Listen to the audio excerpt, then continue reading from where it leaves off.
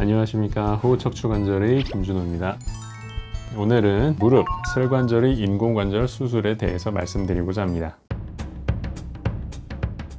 무릎은 퇴행성 관절염을 제일 흔하게 볼 수 있는 관절입니다. 워낙에 체중이 많이 실리고 움직임이 큰 곳이기에 연골이 잘 닳습니다. 연골이 닳아 뼈가 드러나 서로 마찰이 생기면 주로 무릎 앞쪽과 안쪽으로 시린 듯한 통증이 발생할 수 있는데요. 체중 부하가 많이 되는 자세, 계단을 내려갈 때 등에서 특히 심해지는 것이 특징입니다. 연골이 살짝 닳아있고 관절 간격이 약간 좁아져 있는 초기 관절염 단계에서는 약물 치료나 연골 주사 등으로 증상 조절이 가능합니다. 하지만 더 진행한 상태에서는 이런 치료들의 반응이 충분하지 않게 되고요. 뼈끼리 완전 붙어있는 말기 관절염 시기에서는 거동할 때마다 통증이 극심하게 됩니다. 뼈가 다 노출되어 있기 때문에 주기적으로 무릎 관절에 물이 차서 빼줘야 되는 경우까지 발생합니다.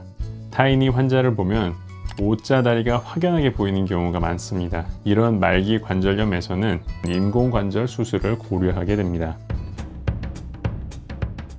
인공관절이란 말 그대로 연골이 닳아서 뼈까지 노출되어 있는 관절을 잘라서 제거하고 이를 인공적인 구조물로 대체하는 것을 의미합니다. 새로운 부속물끼리 관절을 이루게 되고 본인의 관절이 더 이상 자극받지 않기 때문에 훨씬 편하게 통증 없이 거동이 가능하게 됩니다.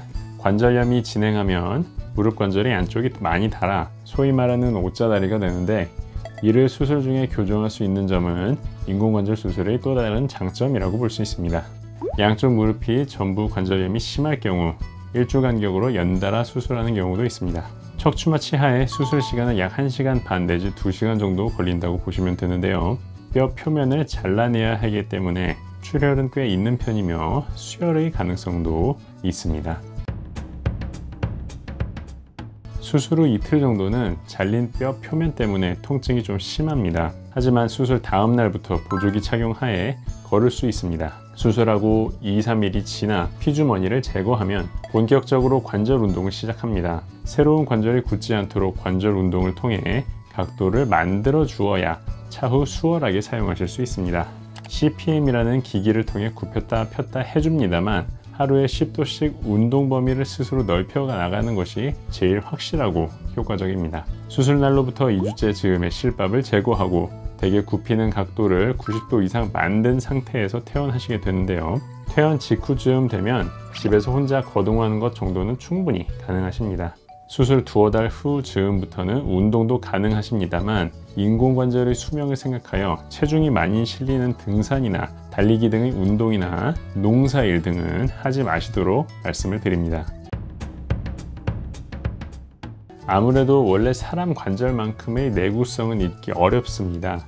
따라서 농사 등 신체적으로 힘든 일을 하면 인공관절이 빨리 닳는 경우가 있습니다. 따라서 몸을 많이 쓰는 활동은 수술 후에는 제한되겠습니다. 인공관절을 시행하는 여러 부위 중에서도 슬관절은 특히나 매우 시행 횟수가 많습니다. 그러면서 수술법은 아주 정교하게 발달하였고 인공관절 재료에 대해서도 연구가 거듭되어 인공관절 수술을 하였다면 대략 15년 내지 20년은 사용할 수 있다고 보고 있습니다. 그 이상 사용하는 경우도 많고요.